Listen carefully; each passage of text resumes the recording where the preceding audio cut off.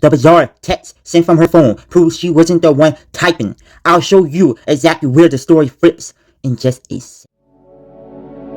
Audio Jungle.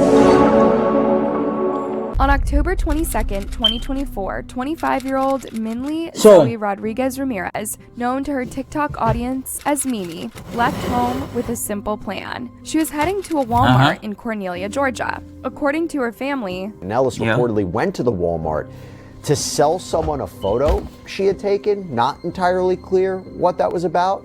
Indeed, they weren't clear what photo or to whom, but nothing about that raised alarm bells. Mimi was active and social, and her loved ones knew that she was used to handling her own business. But that night would become the last time anyone who loved her would see her alive. Sadly, though, it would take a long time before they realized what was happening. This was 2 years ago, and someone did this to a girl at Walmart. It's ridiculous. A few hours after Mimi left for Walmart, her fiance, Julio Tovar, received a strange text. Strange text? Huh. What would the text actually say? Huh. Except he wouldn't read it until the next morning. He had fallen asleep at around 9:30 p.m. shortly after Mimi texted him that she had arrived at the store. Hey babe, I just got here. When Julio checked his phone in the morning, there was just one text from Mimi. It read, "I am waiting for the brother to pick him up." Waiting for a brother to pick him up? What brother? Who were you even going to see at Walmart? To that carefully, you can already feel the problem. Even if you didn't know Mimi, the wording is strange. What brother? Pick who up? It didn't make sense, Julio later told the cops. She doesn't talk like that. I don't got no word to say about it, but right there, you should already know what about to happen. So now there were two questions in Julio's mind. For starters, where is Mimi? And then the more sinister one, was Mimi the one who sent that message? No. There's three questions. Where is Mimi? Why she even went to Walmart in the first place? And who was she actually trying to meet up with? Point, no one knew. But by noon on October 23rd, Julio had reported her missing and contacted the rest of Mimi's family to let them know. I don't blame him. Authorities soon confirmed with CCTV footage that the last time she had been seen was at that Walmart in Cornelia. Her vehicle was still pulled over on Hazel Creek Road next to the Walmart. So there's no camera inside the Walmart to see what really happened? Communication from her phone. So you had a message that didn't sound like her, and a meeting that no one else witnessed. Now detectives had to figure out if Mimi was already in danger when that text was sent, or if someone else had already taken control of the narrative. That second possibility. It had to be someone. Someone probably took the narrative. Someone probably tested that phone. It's something that seemed off. Becomes harder and harder to ignore the deeper you go. Next, we need to understand who Mimi was and why nothing about this disappearance fits the life she had built. Yeah, who is she? You guys, I want to rewind for a sec because what makes this case so unsettling is how normal it started. Mimi was a 25-year-old TikTok mom who shared her workouts and her life story in an attempt to connect with others and encourage them to keep going. She had had a rough start to life, including briefly going to... I'm still trying to figure out why did she even go and meet up with this person at Walmart. Like, if a random person tests y'all, don't go and meet up with that person. Prison at 13 and becoming a mom at just 15. Now she was actively fighting to stay connected to her daughter, Joan Lise. That said, let's go back to October 22nd. We don't have a confirmed public breakdown of her interaction with the buyer. Yeah, we don't got no firm breakdown. We don't got the proof. All we got this wasn't just a casual marketplace exchange. Footage. There may That's have all been we got. A more personal, maybe explicit element to what she was selling. As it turns out, these two set the meeting through OnlyFans. Mimi had an account. And you guys, this... I hate people with OnlyFans.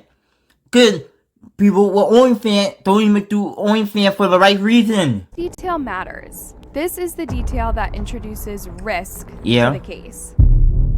It means Mimi was meeting someone she likely didn't know well, or at all, in a public place at night. If you don't know that person, and you feel like the vibe off, then why still go for it anyway? But you guys, we are not victim blaming here. Before we say her husband should have been there or she shouldn't have had this account, let's remember violence is on the perpetrator, never the victim. The detectives noted that too. Nothing in these exchange automatically screams danger. People do transactions like this all the time. Julio himself confirmed what Mimi was doing, so this was not a secret from her family either. Yeah. The report says Tovar told police that Rodriguez Ramirez had been taking photos for money to send to Rivera Sanchez. But it was unclear whether those were to be taken live or exchanged electronically. Plus, Walmart parking lots are busy, lit, and full of CCTV. They are busy. CCTV cameras. And yet, Mimi disappeared before 10 p.m. that night, and no witnesses have come forward to say publicly that they saw what happened during the meeting. There still isn't a clear... So nobody came out and saying what they saw or what happened or what was going on? Timeline of how long she was there or who approached somebody had to see all of However, when this. Investigators started looking deeply, they found someone who had been in contact with her that day. Someone who, according to the evidence presented that person in court, wasn't might exactly thrilled about the nature of that interaction. And suddenly, that simple plan to meet at Walmart did not feel simple at all. In fact, it felt like the beginning. Remember that car the police found near the Walmart? Yeah. They found it within 24 hours, since Mimi's family 24 had been missing. Still, this detail was not reassuring in the slightest. But why? Because Mimi wasn't in it. Seemed so a little she quick. drove there, and her car was still there. Then how did she leave that night? That question... How? How did she leave and left her car there? So, it made total sense. Somehow somebody took her. Alone is enough to move this case from missing person to something more serious. And yet, it gets worse. Reports indicated that personal items were left behind, including her wallet. At least one of her shoes was also found at the scene. You guys already know where I'm headed with this. When valuables like those are scattered or abandoned, it suggests interruption or force. Pair that with the text message, and Georgia police already knew they were dealing with a kidnapper, at the very least. Less than a week after Mimi was reported missing, authorities arrested a man at an Atlanta bus stop trying to flee to Mexico. On October 28th, just 6 days after Mimi disappeared, the Georgia Bureau of Investigation arrested a 24-year-old man. See? He looked suspicious. Like, they already said you tried to flee to Mexico. That made the cop really think you had something to do with the case. De Jesus Rivera Sanchez in Atlanta. He was living in the U.S. as an undocumented migrant. By the way, Atlanta is an hour and a half away from Cornelia, so he'd already left the area where Mimi vanished. But that's not all. According to testimony presented later in court, Rivera Sanchez wasn't just casually out of town. He was at a bus station with a ticket to Texas. From there, he had hotel reservations lined up in Mexico. Oh, so now, he was going at that point, he was arrested on kidnapping charges. And then he was going to get another ticket to go to... If they no so that's how he was going to go and skip the... Witnesses told them that they saw a dark-colored SUV and a gold or yellow minivan next to Manelis' vehicle at some point in time. And details like that can be easily seen in surveillance. It could. Details like that can be easily seen and video everything proof. If they enhance it a little more, hey, you're done for it. Zoom in, and the police can retrieve the vehicle's license plate.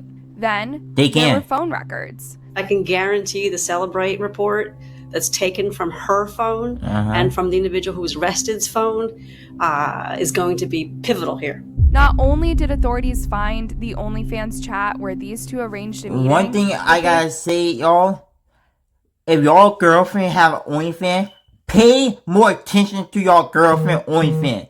Found an entire timeline of October 22nd. And you guys, honestly, brace for it.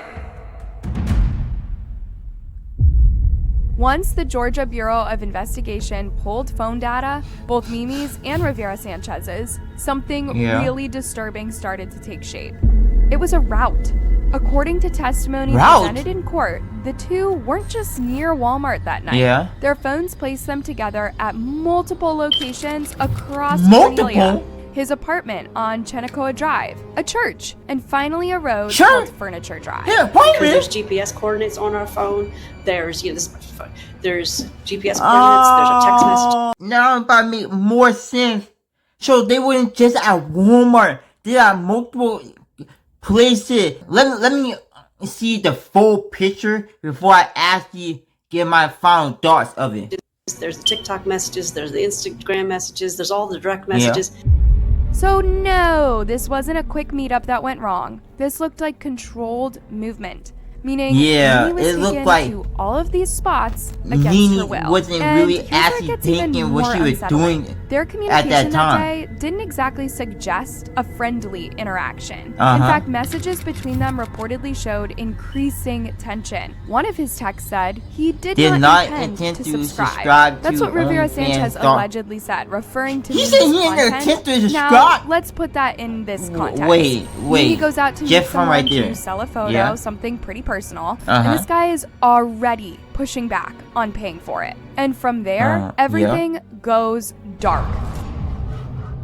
Except their phone records. If her phone hadn't moved with his through all of those locations, the police might have never found him. Now, authorities just have to check that last location shown by the records. So, if Nini's phone and his phone wasn't like connected together, not split together, he would never get found. What they found would confirm their worst fears and more. What was it? On October 29th, one day after Rivera Sanchez was arrested, investigators made a decision. He got arrested. This morning, a man faces a murder charge in the death of a Habersham County woman. Maybe. She was last seen at a Walmart in Cornelia. But detectives later found her remains on Furniture Road. Remains? Yes, near that same Walmart, authorities found human remains. She was quickly identified from her. Everyone on the same. Everyone at the same. Oh.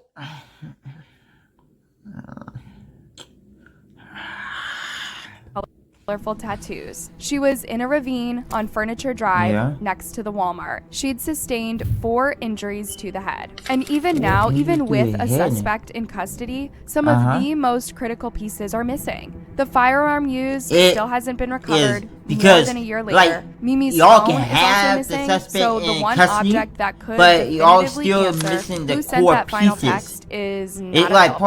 I don't know how many, but there are core pieces that could lead up to Mimi and her mom being in jail were more. Super close. She even made it into several of her TikToks.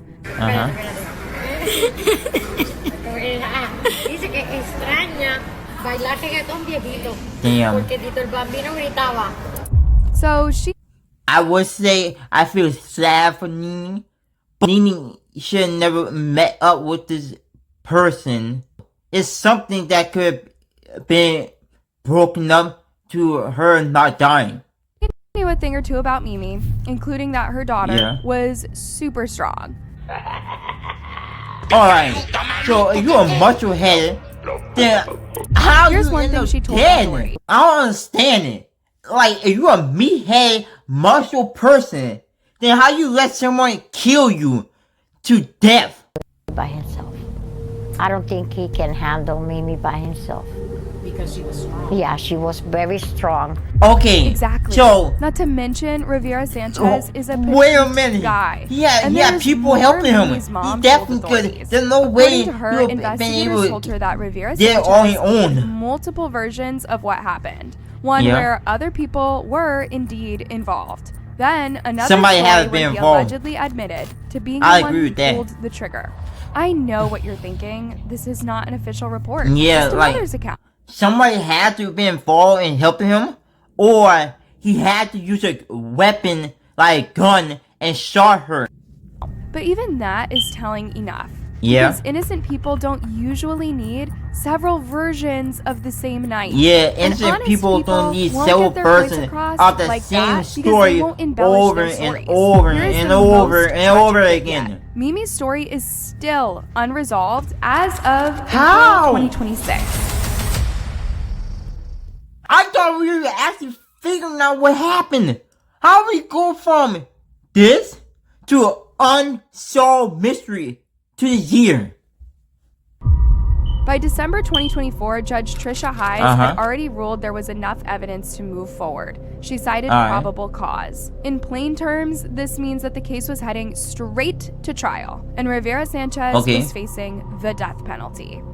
But here's where things slow down and get really frustrating. In September 2025, nearly a year later, the defense requested a delay. The report says Senior Judge Jeffrey Malcolm, hearing no objection from the district attorney, agreed to the continuance. No new date for trial was specified. The defense cited lots of discovery, meaning there's still a significant amount of evidence to go through. So now Mimi's loved ones are... Oh my god, so we still got more evidence to scramble through. Come on, even the judge is tired of this. Indefinitely. We still don't have a confirmed motive. You really don't know what Yeah, we really don't know what we still don't know really exactly what happened during those stops between locations. And yes, we still don't know who sent that final text. But a new detail came out, and it complicates the case even more. According to testimony, Mimi had been in contact with several people on October 22nd, 2024. And at least at the time of that September 2025 hearing, investigators hadn't fully explored. See, I'm gonna say this one last time.